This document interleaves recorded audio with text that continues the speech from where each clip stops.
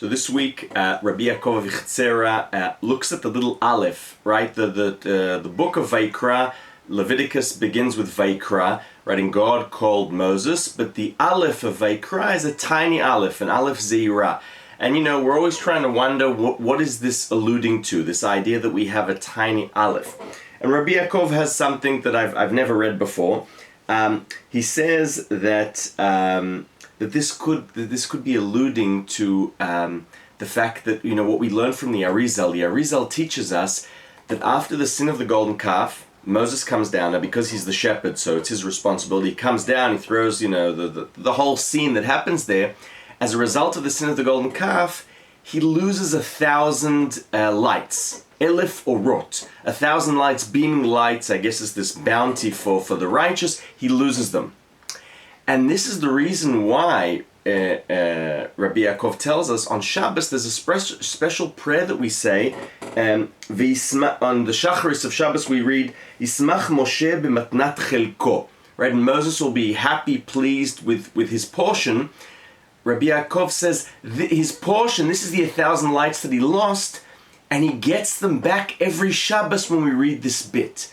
So the tiny aleph reminds us of the 1,000 lights that Moshe lost as a result of the sin of the golden calf.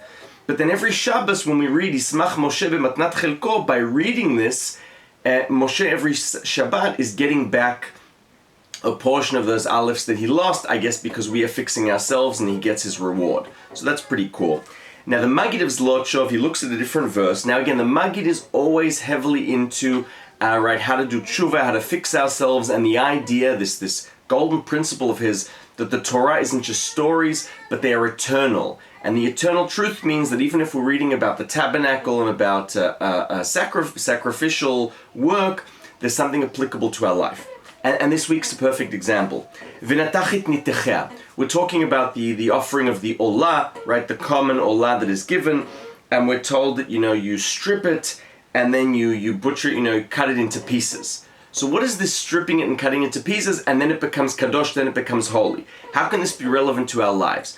The Maggid says to cut it into pieces means that today each and every one of us need to look at every part of our body, cut it into pieces, look at every part and see where did we sin, what did we do wrong? Wrongdoings with our hands, wrongdoings with our tongue, wrongdoings with our feet, and so on and so forth.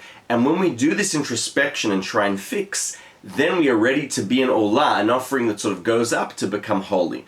Thoughts on the Torah portion of Vayikra with the Maggid of Zlotchov and Rabbi Yaakov Abuhatzierah. Shabbat Shalom.